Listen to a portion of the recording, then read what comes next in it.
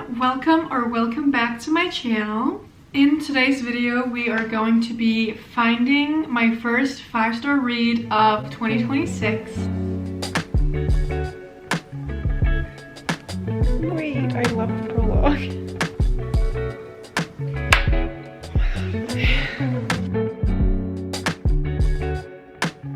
So I don't know how many books will be read in this video, obviously it just depends, but I have some good contenders for this video. I have read 6 books in this month of January so far, but 4 of them were rereads. They don't really count, but I've read 2 new books and neither of them were a 5-star read. I started a new book yesterday, which is called Theo of Golden by Alan Levi, and I've never heard of this book before. I randomly found it on Goodreads because one of my 5-star reads that I read in December was The Correspondent by Virginia Evans. So on Goodreads you can go, if you scroll down under a book, there will be books that are kind of similar to that. And this book came up and I was like, this sounds so intriguing, so I immediately downloaded it and started reading it. And I'm currently on chapter 15, which is 23% through the book. But let me just explain what this book is about. So we're following this 86-year-old man called Theo, and he comes to this small town called Golden. I don't know exactly what state it is, but they say it's in the south. And on his first day there, he goes into this coffee shop and there's 92 portraits that are drawn by pencil by this local artist. And Theo gets this idea that he wants to reunite every single portrait with the owner, the person who inspired the photograph, because basically the artist has taken pictures of these customers at the coffee shop and then he has painted them and then given the portrait to the coffee shop so that they could hang it up and display it around their store. And on every picture, the name of the person is written on the back of it. So Theo decides that one at a time he's going to buy one of these pictures, going to find the identity behind the picture and then meet them at the fountain in the city center and talk to them, learn about them, and give them the painting back. It just sounded like the perfect book to give a 5-star for me with the books that I rated 5 stars in 2025, because I rated 7 books 5 stars last year and 4 were literary fiction, 1 was historical fiction, and then 1 was a romance and 1 was a fantasy. For the most part, 5 of them were this kind of book, which is a literary fiction as well. And I just love, especially if it's heartfelt, but all these stories of different people I am obsessed with. I highlighted something already in the little prologue kind of. In the prologue it said, "Only a year, not so long, but long enough to create a current of his own and to catch others in it. Without knowing it, a whole cadre, Asher, Tony, Ellen, Basil, dozens of others, was being carried along by the vortex that was Theo, floating, sailing, gathering mass and momentum."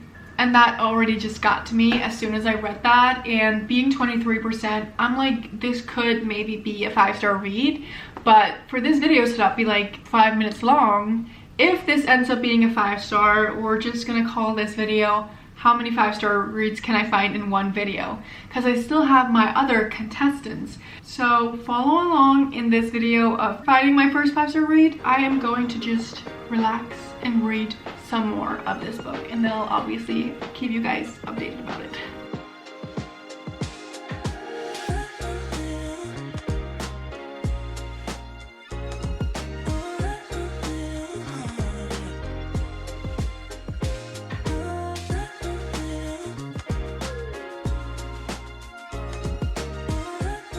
Okay, hi guys. I have not spoken in a few days. Probably, actually, I don't think I talked since I started the video. I am on chapter 36 and I'm 57% through the book. I know I said when I was 25% through that this was possibly a 5-star read, but I don't think it's going to be anymore. So for the sake of the video, I guess that's good, because we can go back to the original premise of finding my first 5-star read. It's not exactly what I thought it would be. I thought we would focus more on a few people maybe, and we would get their life story and it would be emotional and stuff like that. but instead I feel like the execution of the story is maybe just a little bit not difficult to understand, but it's a little bit all over the place, and we hear about a lot of different people, and I think it's just the way it's written as well, because it's not a first person and it's not really a third person where you're understanding their feelings or where they're coming from. Like, there's still different aspects of him that you don't know about him, and I don't really feel too connected about the story like I thought I would in the beginning. And right now I don't know what I would rate it. I almost want to DNF it because I'm not really interested. I've just been listening to it a little bit on audiobook to try and get through it. I also don't want to DNF it because, like, you know, I'm already so far in it. Might as well finish it. But I feel like if I were to DNF it, if I did, I don't think I would ever think about this story again. When I'm reading it, my mind just like keeps drifting off and like I'm thinking about something else. So my mind, like, my eyes are reading the words, but my mind is like not there to understand what it says. So I'll have read a full page and then I'm like, wait, what did I just read? Because like I wasn't mentally there, because I'm just not that invested into the story, unfortunately. And I don't know, it's just a bit different from what I thought, because I thought we would be diving deeper into these stories than what we actually are. But nonetheless, I'll probably, next update will probably be when I finish it, unless like something crazy happens that I have to talk about. But otherwise, I'll just see you guys when I'm done, which hopefully will be sooner rather than later.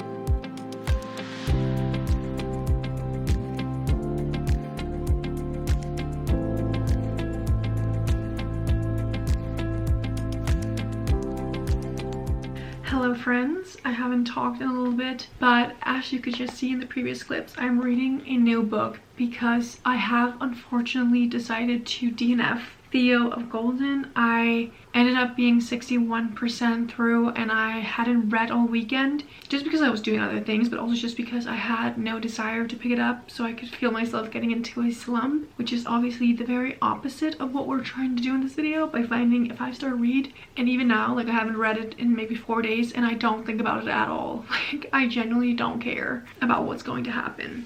I picked a different book, which I started today while I was at the gym this morning, and it is I Who Have Never Known Men by, do I know how to say her name? Jacqueline Hartman.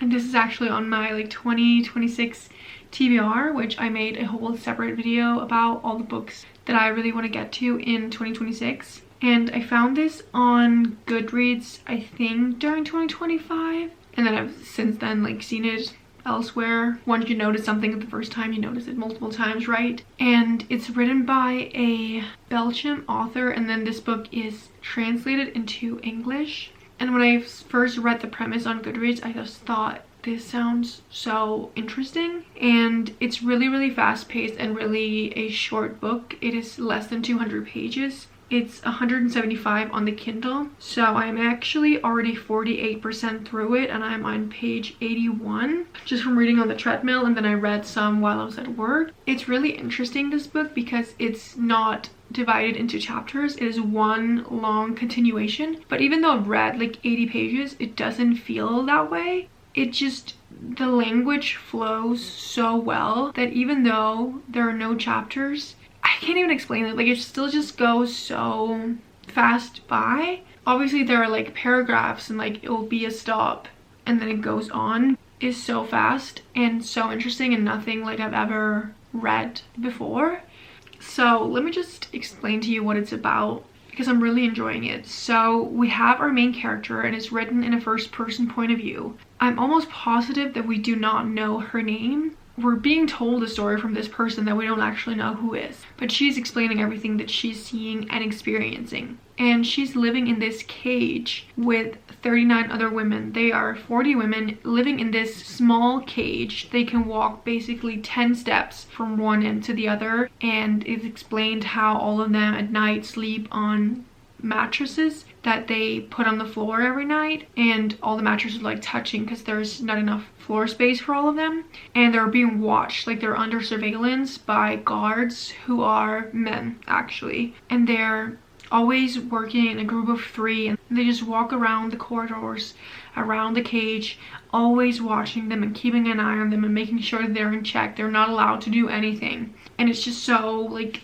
insane to read that, because the main character is different from the other women, because all the other women are adults who were taken in this cage, and they all believe that she was put, our main character was put here by mistake, perhaps because she was a child, and they don't actually know how old she is or how old any of the other women are, because they don't know time, they don't know what day it is or anything like that. So our main character, they believe she's between 13 and 16 years old, but she doesn't actually know it yet. So she doesn't remember anything about the world before, which is obviously she's the only one who doesn't, because everyone else were adults when they were taken and put in this cage. So they remember men and they remember the life outside of it, but she doesn't, and that's why it's called I Who Have Never Known Men, because she only knows these women. She only knows the life that is lived in this cage. She doesn't remember anything outside of it.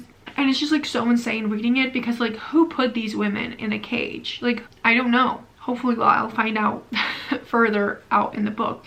Basically, our main character feels like she's being left out, because the others are giggling and they'll talk together, and she can't be a part of it because they'll talk about things like sex, and she doesn't know anything about that, because again, she's still a child now, but she doesn't know anything about what the world is. She only knows confinement in these small quarters, and the only men she knows are the guards, and they're not allowed to talk to them. The guards don't ever speak a word to them.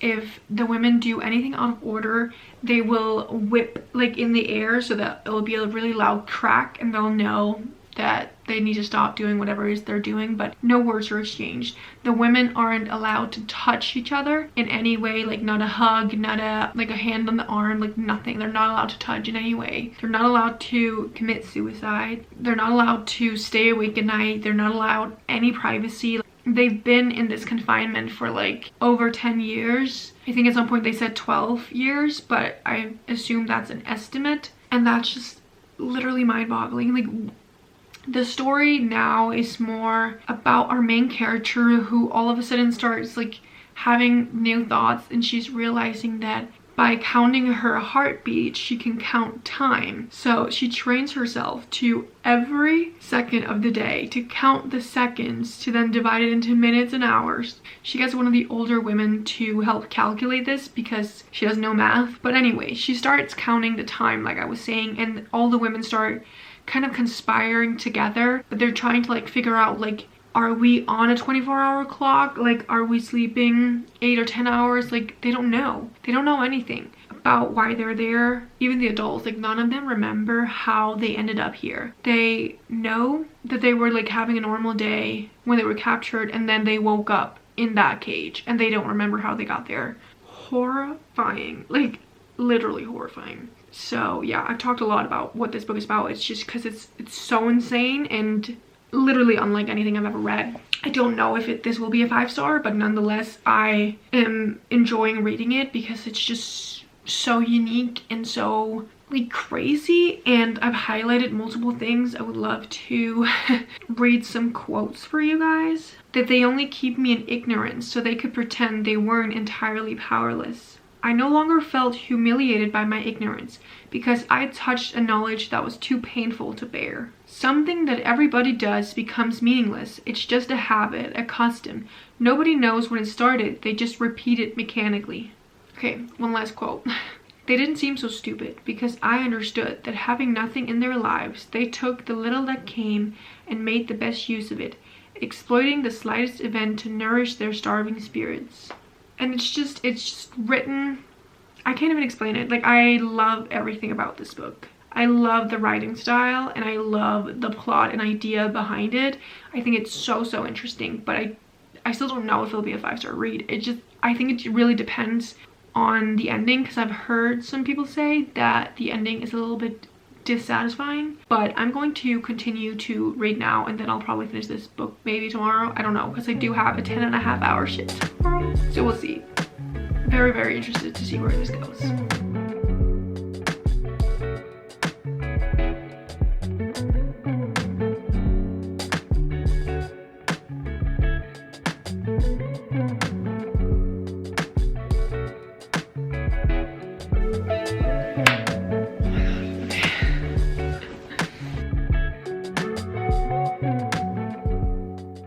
Hello guys, it is the next evening and I actually ended up finishing I Who Have Never Known Men last night because I think I had like an hour and a half left of the book because again it was such a short book and I just really needed to know how it ended, so I ended up just staying up to finish it. But it's also a dangerous book to finish even late at night because right before you go to bed, this book just had me thinking so many things and I just wanted to like read about it and Google it and like hear other people's opinions about it, but I needed to go to bed. So not the best decision to read it right before you go to bed, but nonetheless I finished it and I want to talk about my thoughts. Obviously that's what we're here for. We're trying to find a 5-star read and unfortunately this one was not it, which you could probably guess because I just filmed myself starting a new book, which we'll talk about in a minute. I've ended up rating this book 3.5 stars. And it's not bad in any way, I will say. I really enjoyed reading the book, hence why I read it all in one day. I couldn't put it down. I was really enthralled by the writing style. It just flowed so well.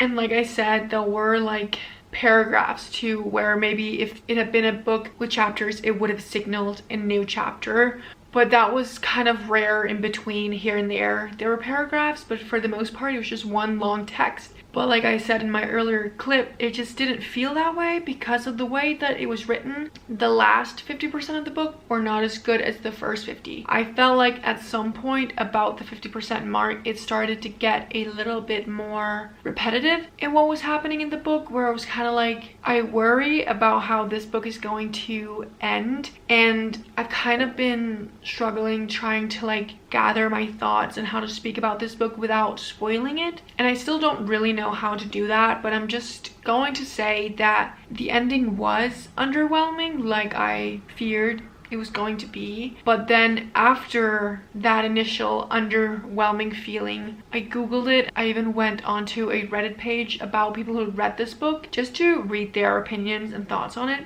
And I will say I kind of liked the book even more after reading those opinions. It put thoughts in my head that I initially hadn't like realized or thought about, and then I'm like, oh, it makes sense that it ended that way, and it made sense that they did that because of this and this. But that's really hard to explain if you haven't read it because I don't want to spoil it. I actually reread the blurb just because I wasn't sure exactly what it said. What I'm going to say now is not a spoiler because it literally says it on the back of the book. The book is about their escape, and they do escape in the book, in the story. They escape this cage that they're in, all 40 women, and that's most of the book because that happens before the halfway mark. And you see a long stretch of that period in time and how it is to live on the outside. And there's this quote, I don't think I highlighted it unfortunately, so it's not word for word, but something about like how they're almost also imprisoned by the world just as much as they were in that cage.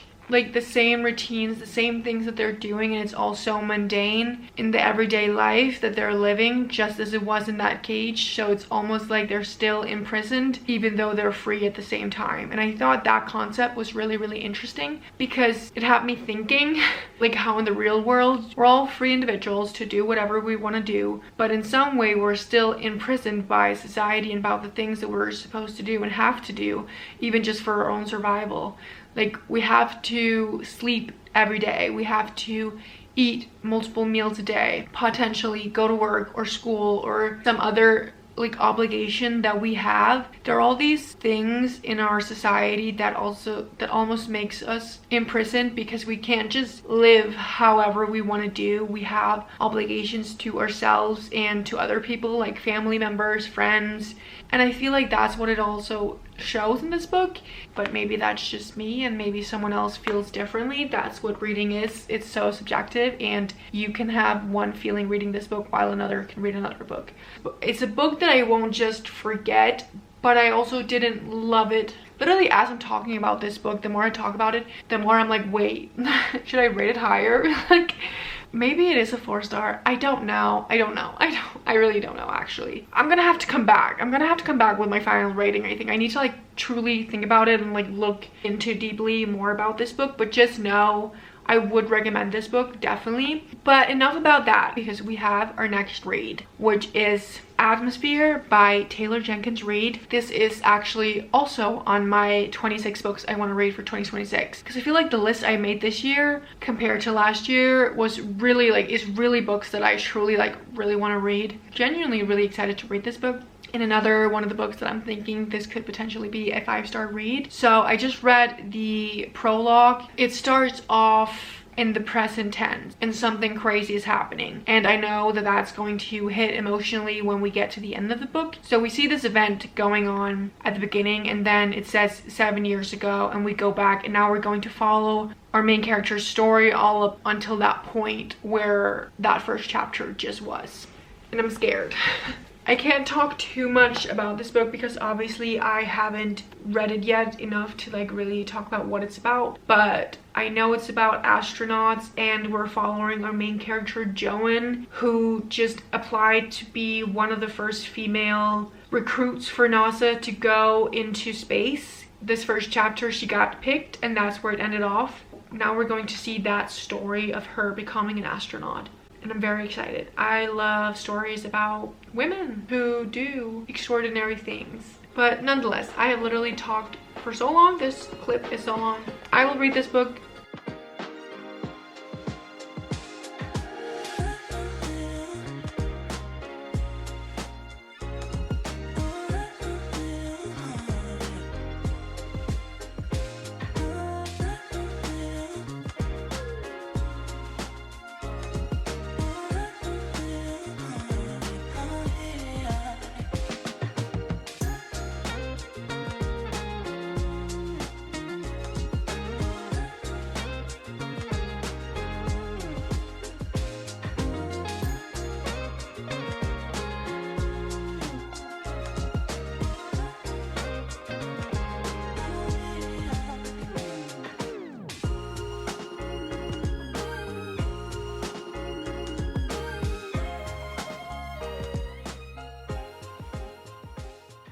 Hello.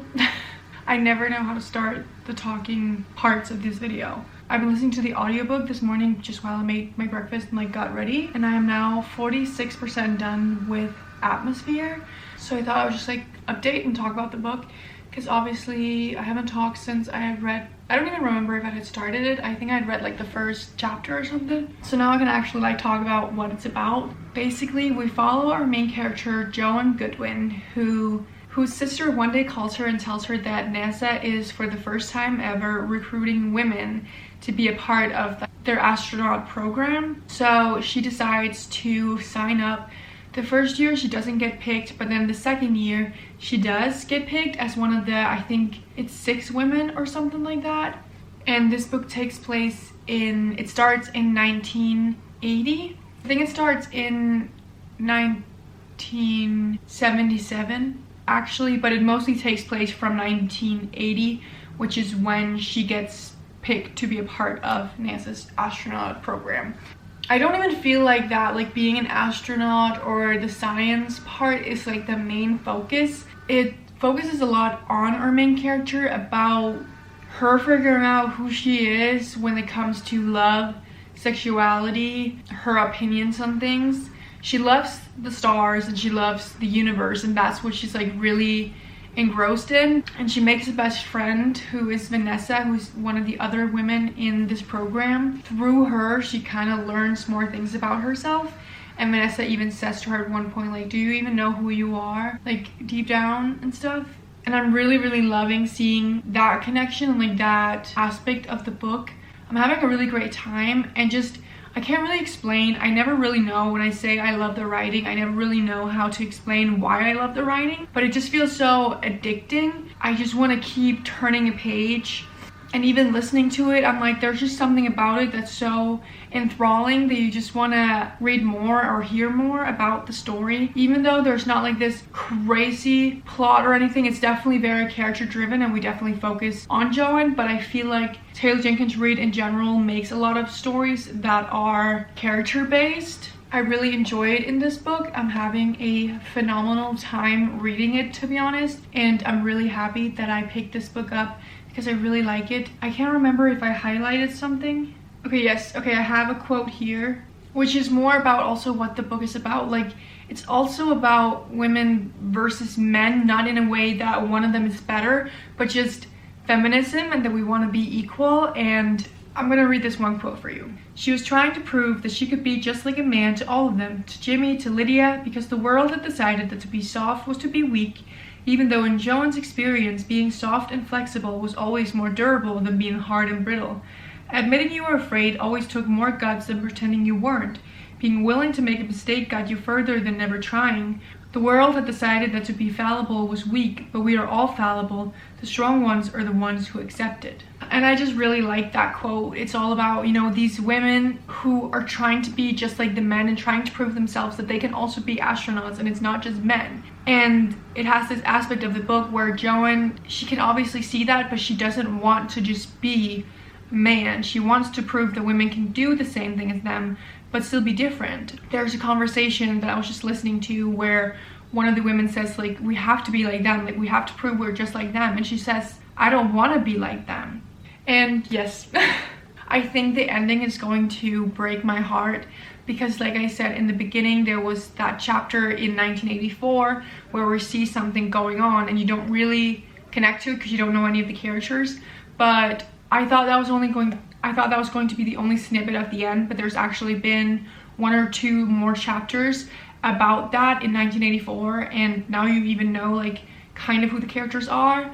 And I'm just really scared to see how that situation ends up going. I'm just really scared. But that's what I mean though, like oftentimes if I rate a book 5 stars, it's because it's impacted me in a way where I have had some kind of deep emotion, and often that is crying. Very nervous about this book, but I'm very excited to keep reading. Here in actually like 30 minutes or so, I'm going to take the train to my parents' house. So I guess the next couple of clips and whatnot, I might finish the book while I'm there, but I'll probably just talk about it when I'm back home. But I'll try to get some clip of me reading it, definitely. So yes, I guess bring out the tissues.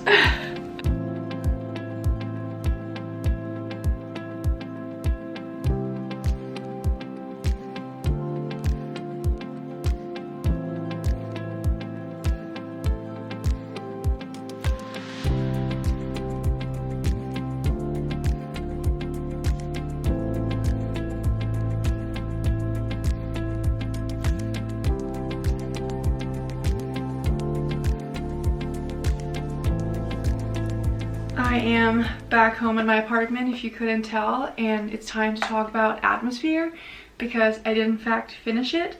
And with finishing it, this video is also going to end, because Atmosphere was in fact a 5-star read. I tried to kind of film my phone when I was finishing it up, and I was crying.